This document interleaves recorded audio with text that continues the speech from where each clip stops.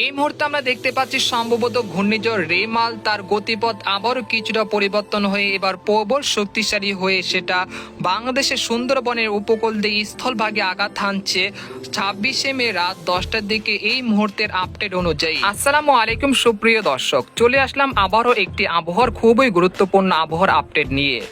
এই মুহূর্তে আমরা দেখতে পাচ্ছি সম্ভবত ঘূর্ণিঝড় রেমাল, সেটা নিয়ে পুরো দেশে আলোচনা শুরু হয়ে গেছে। সেই ঘূর্ণিঝড় কবে নাগাদ বাংলাদেশের উপকূলে আঘাত হানতে পারে এবং বাংলাদেশ জুড়েই কিন্তু ভ্যাপসা গরমের তীব্রতা অব্যাহত রয়েছে। সেই সাথে বাদ নেই ভারতের পশ্চিমবঙ্গ, উত্তরবঙ্গ, ত্রিপুরা এবং আসাম এবং মেঘালয়। তো বৃষ্টিপাত কবে নাগাদ শুরু হতে পারে এই ঘূর্ণিঝড়ের প্রভাবে, সেই বিষয়ে বিস্তারিত আলোচনা থাকছে এই ভিডিওতে। তো ভিডিওটি অবশ্যই শেষ পর্যন্ত দেখতে থাকুন। আর আপনি কোন জেলা থেকে আমাদের আবহাওয়ার খবরটি দেখছেন, অবশ্যই আপনার জেলার নামটি আমাদের কমেন্ট বক্সে জানিয়ে দিবেন। আর সবার আগে সবার প্রথম সঠিক খবর জানতে আমাদের চ্যানেলটিকে সাবস্ক্রাইব করে রাখুন। এবার জেনে নেওয়া যাক এক নজরে।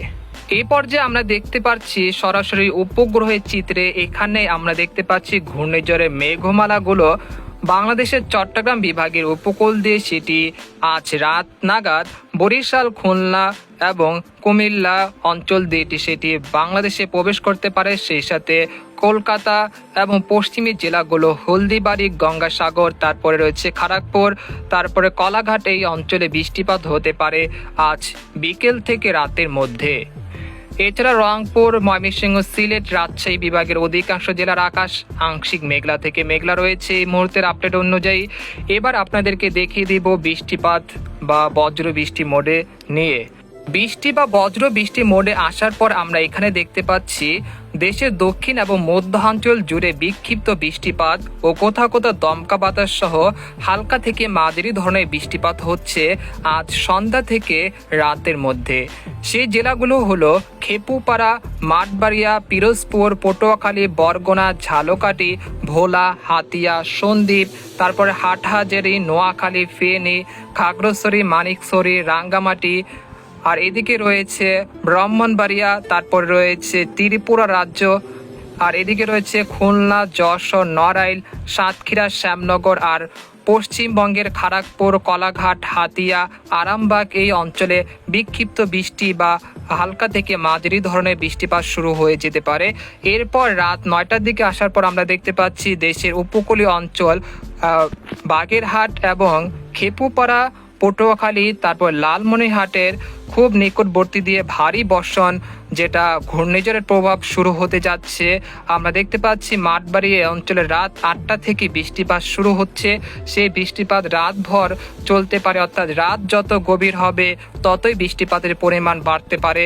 আর এদিকে দেখতে পাচ্ছি স্থানীয়ভাবে ময়মনসিংহ, তারপরে কিশোরগঞ্জ, তারপরে রয়েছে মৌলভীবাজার, এই অঞ্চলে বিক্ষিপ্ত বৃষ্টিপাতের সম্ভাবনা দেখা যাচ্ছে রাত 11টা বাজে 25শে মে। এরপর আমরা আরেকটু এগিয়ে যাব, আমরা দেখতে পাচ্ছি রাত 12টার পর একই পরিস্থিতি দেখা যাচ্ছে।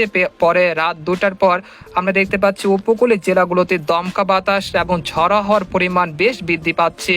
সেই জেলাগুলো হলো মাঠবাড়িয়া, তারপর খেপুপাড়া, বরিশাল, খুলনা, পিরোজপুর, সাতক্ষীরা, শ্যামনগর, সুন্দরবন, যশোর, নড়াইল, তার মাদারীপুর, এই অঞ্চলে দমকা বা ঝড়ো হওয়ার তীব্রতা বৃদ্ধি পাচ্ছে। সেই সাথে মেহেরপুর, আর এদিকে রয়েছে ময়মনসিংহ, জামালপুর, শেরপুর, নেত্রকোনা, আর এদিকে রয়েছে সিলেট, এই অঞ্চলগুলোতে বিক্ষিপ্ত বৃষ্টিপাত হতে দেখা যাচ্ছে রাত 2টার দিকে। এরপর আমরা সকাল 6টার দিকে আসার পর আমরা দেখতে পাচ্ছি ঘূর্ণিঝড় রেমাল, সেটা কিন্তু উপকূলের দিকে বেশ অগ্রসর হচ্ছে। সেই সাথে আমরা দেখতে পাচ্ছি ভারী বর্ষণও আক্রান্ত হচ্ছে দেশের খুলনা, বরিশাল এবং চট্টগ্রাম বিভাগের বেশ কিছু জেলাগুলো। সেই সাথে পশ্চিমবঙ্গের কলাঘাট, তারপর কলকাতা, আরামবাগ, তারপরে রয়েছে উত্তর ও দক্ষিণ 24 পরগনা, গঙ্গাসাগর, হলদিবাড়ি, এইসব অঞ্চলে ভারী থেকে অতি ভারী বর্ষণ শুরু হয়ে যাচ্ছে রবিবার সকাল 10টার দিকে। এছাড়া ঢাকা, খুলনা, রাজশাহী, ময়মনসিংহ বিভাগের অধিকাংশ জেলার আকাশ আংশিক মেঘলা থেকে মেঘলা হয়ে যাচ্ছে। এরপর আমরা দুপুর 12টার দিকে আসার পর আমরা দেখতে পাচ্ছি চট্টগ্রাম, বরিশাল, খুলনা বিভাগের অধিকাংশ জেলায় বৃষ্টিপাত অব্যাহত রয়েছে। সেই সাথে দমকা বাতাসও শুরু হয়ে গেছে। এরপর আমরা রবিবার বিকেলের দিকে আসার পর দেখতে পাচ্ছি দেশ জুড়ে বৃষ্টিপাত চালু হয়ে গেছে ঘূর্ণিঝড়ের প্রভাবে। এই মুহূর্তে আমরা দেখতে পাচ্ছি রাজশাহী, তারপরে রয়েছে সিংড়া, মিরহাজগঞ্জ, বগুড়া, তারপর রয়েছে সিরাজগঞ্জ, তারপর ময়মনসিংহ, জামালপুর, নেত্রকোনা, শেরপুর, তারপর ঢাকা, ফরিদপুর, মাদারীপুর, তারপর যশোর, নড়াইল, এই অঞ্চল জুড়ে কিন্তু বৃষ্টিপাত বা দমকা বাতাস শুরু হয়ে গেছে 26শে মে বিকেল 5টার দিকে। আর ঘূর্ণিঝড় রিমাল তার ল্যান্ডফল হতে যাচ্ছে হলদিবাড়ি এবং সুন্দরবনের খুব নিকটবর্তী স্থান দিয়ে। সেই সময় বাতাসের সর্বোচ্চ গতি থাকতে পারে ঘন্টায় 110 থেকে 120 কিলোমিটার পর্যন্ত। আমরা দেখতে পাচ্ছি 26শে মে রাত 1টার দিকে ভারী থেকে অতি ভারী বর্ষণ ঢুকছে, সেটা আমরা দেখতে পাচ্ছি বরিশাল, পিরোজপুর, মাঠবাড়িয়া এই অঞ্চলে প্রায় 32 মিলিমিটার বা 33 মিলিমিটার পর্যন্ত বৃষ্টিপাত দেখা যাচ্ছে। সেই সাথে আমরা দেখতে পাচ্ছি যশোর, তারপরে রয়েছে খুলনা, সাতক্ষীরা, আর এদিকে রয়েছে নড়াইল, তারপরে রয়েছে মাগুরা, এই অঞ্চলে ভারী বৃষ্টিপাত ঢুকে গেছে। সেই সাথে আমরা দেখতে পাচ্ছি কলকাতা, কলাঘাট, আরামবাগ, চন্দননগর এই অঞ্চলে ভারী থেকে অতি ভারী বৃষ্টিপাত রয়েছে। এরপর আমরা 27শে মে আসার পর আমরা দেখতে পাচ্ছি 27 তারিখ এই ঘূর্ণিঝড় আরও তীব্র হচ্ছে। সেই সাথে ভারী থেকে অতি ভারী বৃষ্টিপাত অব্যাহত রয়েছে খুলনা, বরিশাল, ঢাকা, তারপর রাজশাহী বিভাগের অধিকাংশ জেলায় অতি ভারী বর্ষণ হতে পারে। এই সময় কিছু কিছু জেলায় নিচু এলাকায় সাময়িকের জন্য বন্যার পানিতে প্লাবিত হতে পারে। আমরা দেখতে পাচ্ছি 27 তারিখ পর্যন্ত এই ঘূর্ণিঝড়ের প্রভাবে ভারী থেকে অতি ভারী বর্ষণ অব্যাহত রয়েছে, সেটা 28 তারিখও রয়েছে। এরপর 28 তারিখ রাতের দিকে ঘূর্ণিঝড়ের প্রভাব ধীরে ধীরে কেটে যেতে পারে। এরপর 29 তারিখ থেকে আবহাওয়া কিছুটা স্বাভাবিক হয়ে আসতে পারে।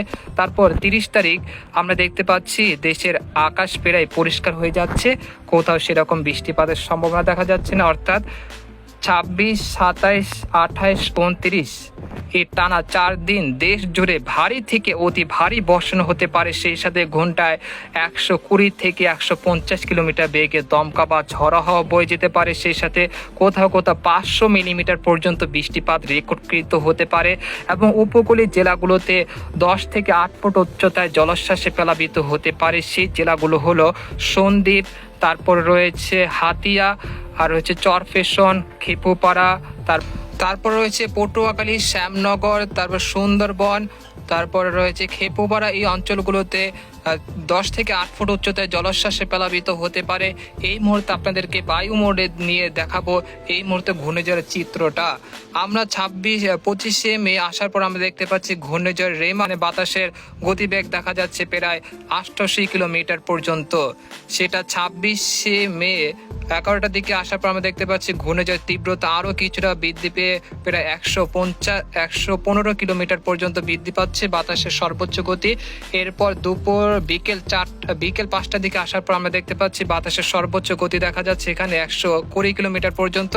এরপর 26শে মে রাত 8টার পর আসার পর এখানে আমরা দেখতে পাচ্ছি বাতাসের সর্বোচ্চ গতি উঠে যাচ্ছে প্রায় 125 থেকে 130 কিলোমিটার পর্যন্ত এবং এটি হলদিবাড়ি দিয়ে এবং বাংলাদেশের সুন্দরবনের নিকটবর্তী স্থান দিয়ে 26শে মে রাত 12টার দিকে স্থলভাগে আঘাত হানছে। সেই সময় বাতাসের সর্বোচ্চ গতি থাকছে প্রায় 128 কিলোমিটার থেকে 130 কিলোমিটার পর্যন্ত। সেই সাথে বরিশাল এবং খুলনা, তারপর ঢাকা বিভাগের অধিকাংশ জেলায় ঘন্টায় 90 থেকে 70 কিলোমিটার গতিবেগে দমকা বা ঝড়ো হাওয়া বয়ে যাচ্ছে। আমরা দেখতে পাচ্ছি সোমবার আসার পর আমরা দেখতে পাচ্ছি এটি স্থলভাগে উঠে গেছে, সেখানে বাতাসের গতিবেগ দেখাচ্ছে প্রায় 100 বরিশাল বিভাগে। এরপর খুলনা বিভাগের সাতক্ষীরা, শ্যামনগর, পিরোজপুর, তারপরে রয়েছে যশোর, নড়াইল এই অঞ্চলে বাতাসের সর্বোচ্চ গতি দেখাচ্ছে প্রায় 90 থেকে 100 কিলোমিটার। সেই সাথে ঢাকা বিভাগের মানিকগঞ্জ, মুন্সিগঞ্জ, দোহার, তারপরে ফরিদপুর, তারপরে রয়েছে নাগারপুর, তারপর ঢেমরা, তারপরে রয়েছে টাঙ্গাইল এই অঞ্চলে প্রায় 100 কিলোমিটার পর্যন্ত বাতাসের গতি দেখাচ্ছে।